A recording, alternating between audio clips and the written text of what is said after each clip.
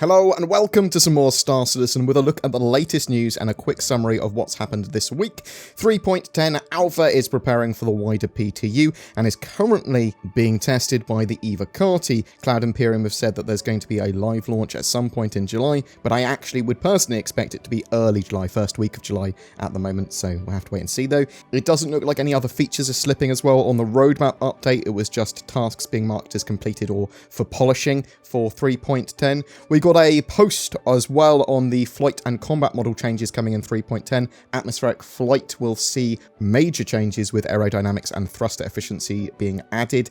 So this is going to see ships heavier in atmosphere, but also fly a bit more realistically. Hopefully a sort of like middle ground between hover mode and the IFCS assist mode stuff. Jerk was added as well to make thrusters not instantly react to changes, so ships in space and atmosphere will feel more weighty as well. For combat, going above your SCM, your safe sort of speeds, that will see your gimbals slower and targeting and missile locks take longer. All this stuff's going to be improved quite significantly over many patches as well, so bear that in mind. They've worked on improvements for ESP, pips, and aiming for fixed weapons and turrets. Turrets should be more stable and easier to hit with. Targeting someone will tell them that you are targeting them, and you can also target multiple targets and pin them and then cycle through your targets as well now, more easily anyway. All of these systems will be evolving in the coming patches too. We had a sneak peek at the size 12 torpedoes that they've been working on. The Javelin should make use of these size 12 torpedoes, and they are big. Pew, pew, pew. And that's probably not the sound of a torpedo. It's probably more the sound of a torpedo.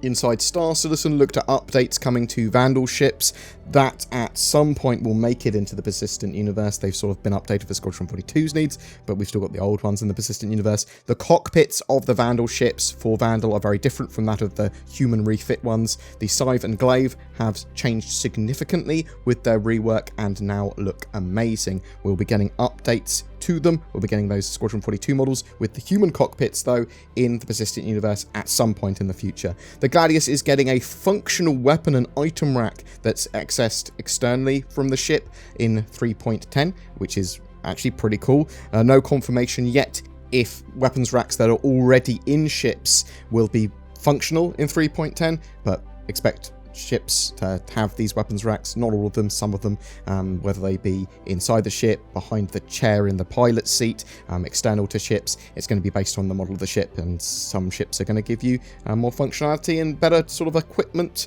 access, I suppose. The new system Pyro's still getting work. Pyro 2 might get a bit of a lore update as well to make it more appealing to visit. They are going to be changing and tweaking some of that stuff so that it's not just a barren husk of a planet. Fire experiments as well as refinery decks and the 100 series that are coming to 3.11. They were shown off in the episode as well. Star Citizen Live looked or listened at the sounds of Star Citizen. They're going to be making the sounds of flybys more whooshy as like ships pass you.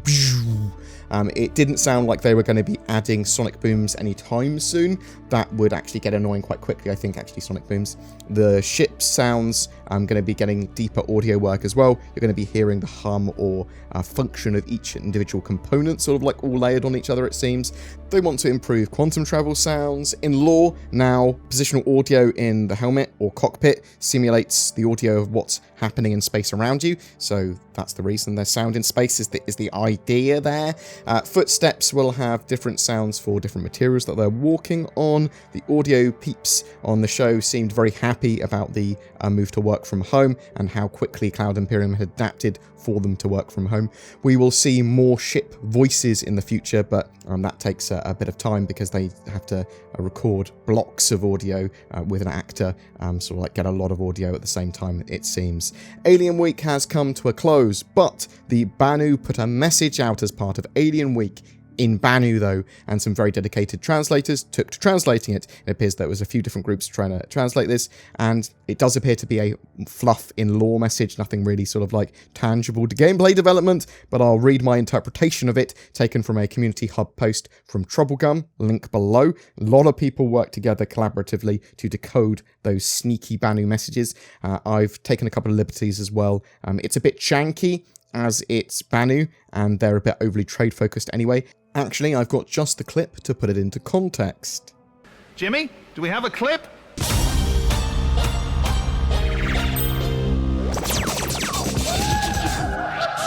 Well, I don't know much about advertising, but now that I see it again, I have to say I sort of miss that authentic Banu charm. Anyway, back to the message. Let's work together so we can all profit from trade. It seems such a short time since we started trading between human and Banu. First Contact Day reminds us to celebrate.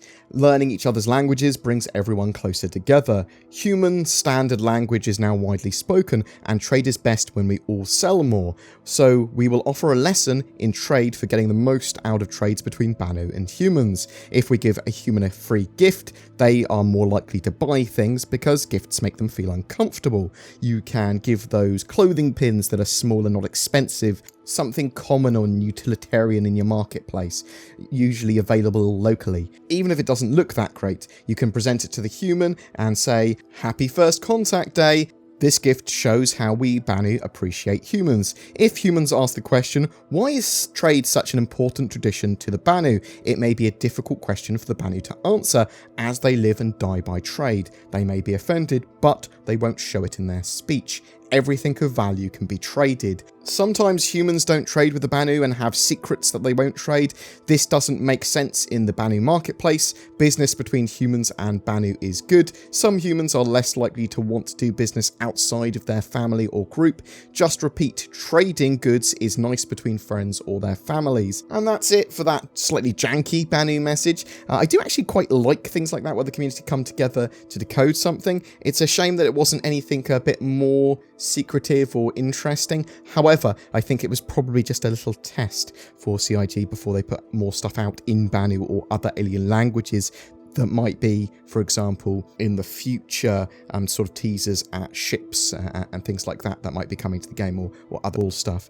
And that's sort of it. I'm very much looking forward to Alpha 3.10 with all its flight model and combat changes now, but what do you think? Do you like the idea of those changes on paper? Are you looking forward to Alpha 3.10? Do you think we'll see Alpha 3.10 in a much more stable, accessible state than 3.9's branch? Do you think we'll see it in early July? Whatever your thoughts, I'd love to hear from you in the comments below. If you want to get involved in my channel giveaway as well, it's for a Prowler. It was given to me by Cloud Imperium. Thanks very much for that. All you got to do is comment on any of my videos made during June to be in for a chance of winning that. Also, lots of shill links down below. If you're looking for a VPN, NordVPN's there. Bam, click on that. Use that. Discounts, boom, VPN, better than a free service. And also Shadow Gaming PCs for using the power of the internet and leveraging there, so they don't have to own your own gaming PC. You can just use a subscription service there, which could save you a lot of money. It means you don't have to maintain your own hardware. Boom.